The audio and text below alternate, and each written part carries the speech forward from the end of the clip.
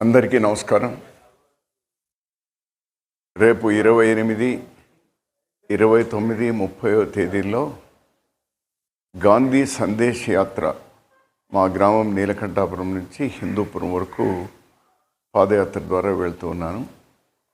కారణం, నేటి యువతకు, విద్యార్థులకు గాంధీ గారి సిద్ధాంతాలను చెప్పవలసినటువంటి ఆవశ్యకత ఏర్పడింది.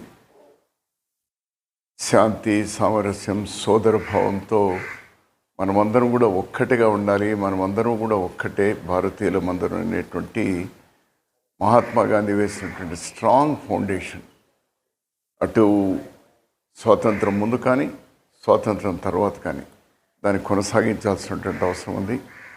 మన జన్మనిచ్చినటువంటి తండ్రి ఎంత ముఖ్యమో ఈ జాతిపిత, భారత జాతిపిత మహాత్మా గాంధీ సిద్ధాంతాలను మనం సజీవంగా ఉంచుకోవడం, ఆ మార్గంలో నడవడం కూడా మనందరికీ అవసరమైనటువంటి సదుద్దేశంతో రాజకీయ పార్టీలకు ఎన్ని విభేదాలున్నా గాంధీ గారి సిద్ధాంతాన్ని ముందుకు తీసుకెళ్లాలని మనమందరం నడుం బిగిద్దాం, ముందు కదులుదాం.